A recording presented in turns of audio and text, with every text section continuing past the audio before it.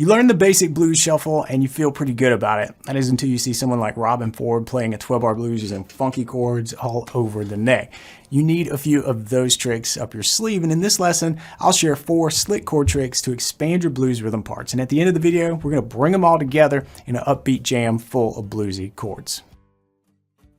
We'll keep the shuffle pattern as the backbone for our jam, but we can level up by adding dominant 7th chords to the mix. 7th chords are a major triad with a flat 7, and it's that flat 7 that gives you the bluesy flavor that we're looking for. So here's one way you might mix in a dominant 7 into our groove.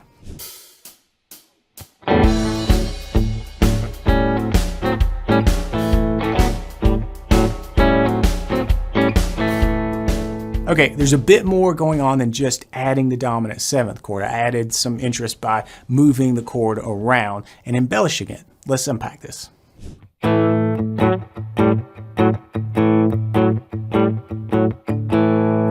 So if we were to play this as a shuffle pattern, we might play something like that, but we're going to incorporate some 7th chords to really spice things up.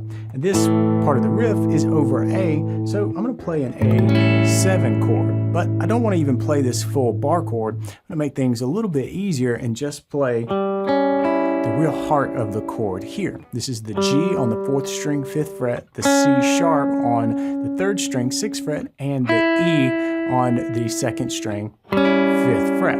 That little shape is pretty easy to just move around. And you'll notice in the riff that I did that. It's a simple way to just embellish this. You can go up a little bit by 1 fret really, and then back down even. I chose to go down and kind of play with the chord. And just kind of stab it in a rhythmic way that feels good to you in the moment. You can use this 7th chord idea over the other chords in the progression, and you can also mix in a few other voicings of 7th chords to expand the sound. And you'll see this in the jam at the end of the video, but for now, let's explore something slightly different. Let's trade a few 7th chords for 9th chords. 9th chords add 1 extra tone to the dominant 7th chord, the note 1 step above the octave. That's the 9th. It's the 9th scale degree, and it's perfect for our example.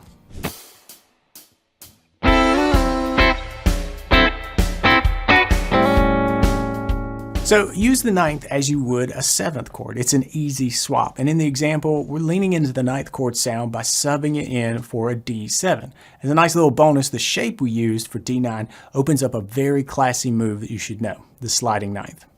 When the chord progression rolls around to the D7 chord, you might choose this chord. This familiar chord shape for playing D7 comes from this C7 shape. You can think of it that way. And if we're going to turn this into a 9th chord, what we have to do is play the note that is a whole step above the octave. So here's the root D, here's the octave D, there's a whole step above it. It's an E. Now we could take this shape and just bar with our little finger to get that. And we get a perfectly usable D9. But there's another way to fret this that enables something really cool. If we play the D with our middle finger instead, play the F sharp with the index, and then bar with the ring finger across the top 3 strings, that's all at the 5th fret here, we get this. And we get the note on top. That's really nice. And we also get the ability to do the sliding 9th, straight out of the Stormy Monday playbook, where you can slide the top 3 notes of the chord up 2 frets and then back. So when you're playing over D9,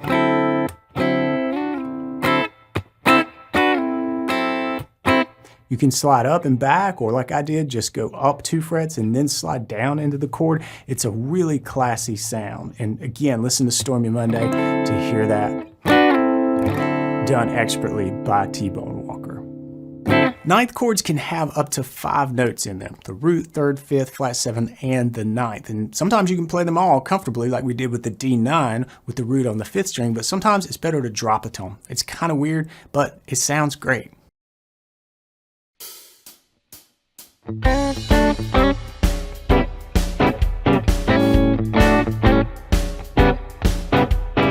Do Did you notice something about that? I played something in place of the A7 chord, right? So it should be an A chord, but that chord didn't have an A note in it at all. Pretty weird, right? This is a rootless ninth chord. You still feel the A chord and that dominant sound at its heart, but there's no root, there's no A.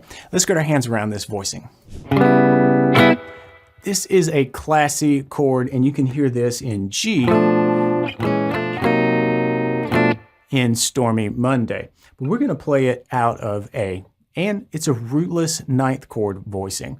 So it helps to visualize where the root is since you're not playing it, right? We always think about roots. We got to go, we're playing the A chord in this part of the progression, right? So if we're going to play something without a root, we need to orient ourselves. The root is right here on the sixth string. So if you look at this finger, and we're going to break down the fingering in just a second, but if you look at your index finger, think about it. The root is drop a string to the sixth string and then up one, all right? That directionally is where you should be visualizing the root, okay? Don't come here right underneath the root, drop back and start off of the major third of the chord. That's how we build the rootless ninth. We've got our third C sharp here, and this is on the fifth string at the sixth fret. And I'm playing that with my index finger. And then my ring finger is going to play the next string. That's the fourth string at the fifth fret, the G note. That is going to be the flat 7, right? So if we just add the root here, you can definitely hear the dominant chord vibe happening here, right? But we're not playing the root. So we're taking that away because we need that finger to play the B on the third string, fourth fret. That is the 9. Remember, it's got to be an whole step above the octave. There's the octave. There's a whole step above it. So we got B, right? And then finally, we're dropping the little finger on the E on the second string. And that's the fifth, right? So if we go and look at the tones that we've fretted, we've got the major third, the flat 7, the 9, and the fifth. And again, no root. And we can do that cool move where we drop down a fret or up a fret and move this around. And we can also just hit some cool stabs with the chord like we did.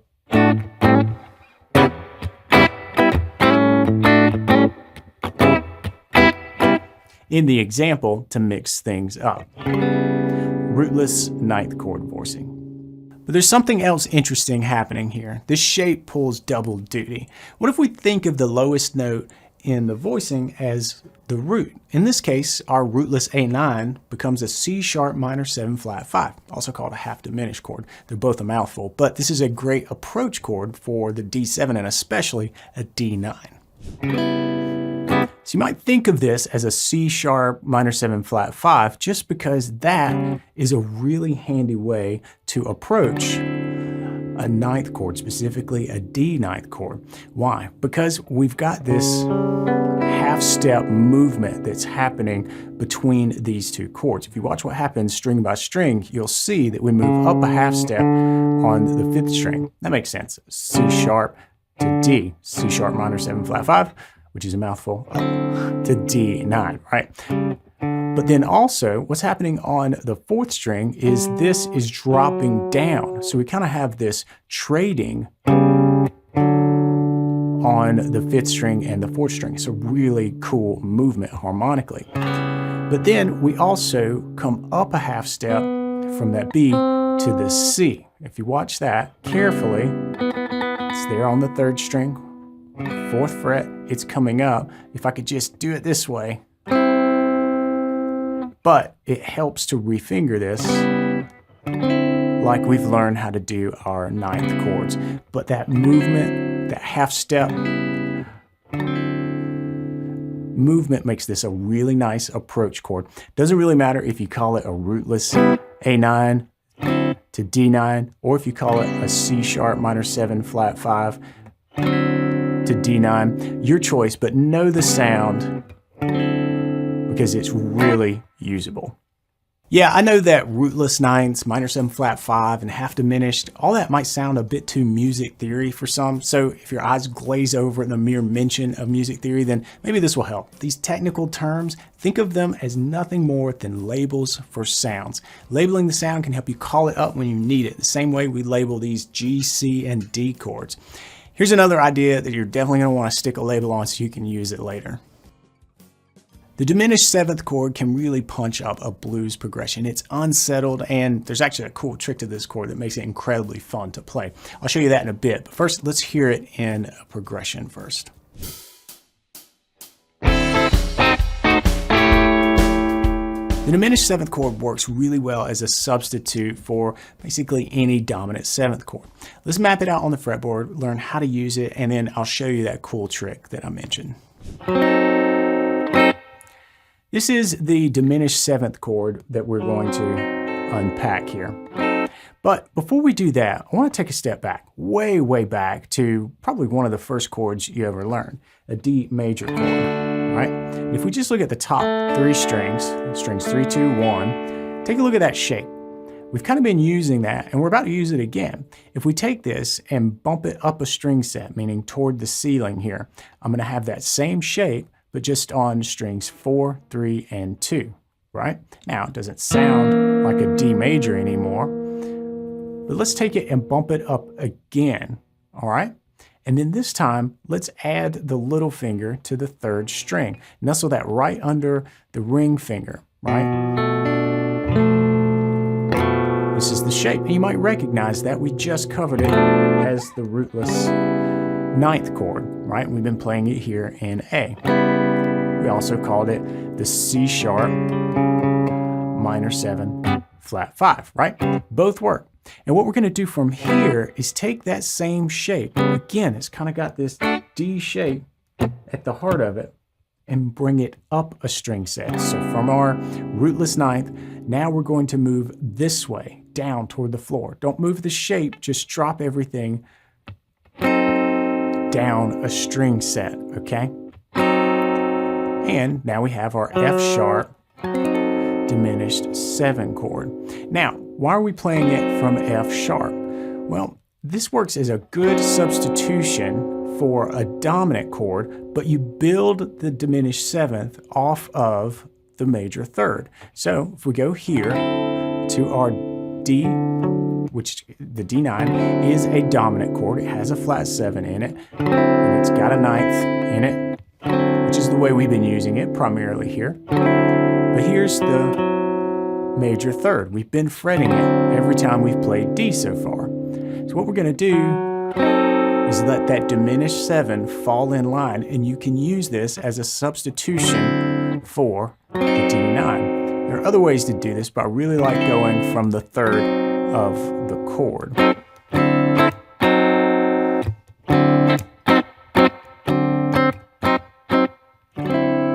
All right, so about that cool trick, the diminished 7th chords are built by stacking minor 3rds. Start with a root, layer on a minor 3rd on top of that, then one on top of that, and then another minor 3rd on top of that. And you end up with a root, minor 3rd, flat 5, and double flat 7. Each tone is a minor 3rd away from the next tone, either up or down. This chord is symmetrical. So moving the shape up by a minor 3rd, that's 3 frets on the guitar, will get you the same tones. And we did this in the example.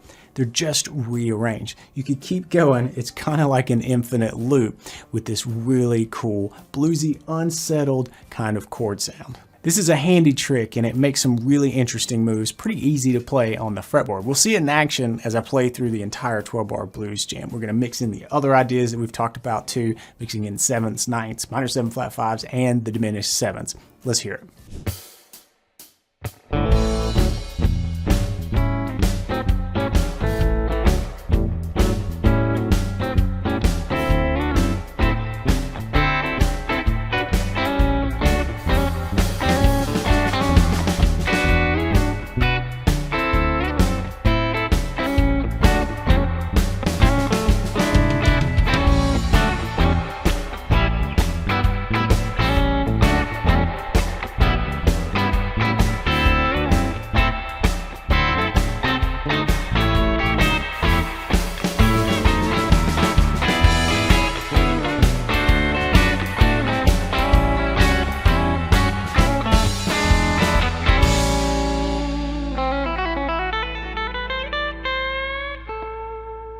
Mixing several chord shapes like this in your rhythm playing is just plain fun, but there's something that holds most players back from being able to jam like this, and it's why I put together the Fretboard Toolkit.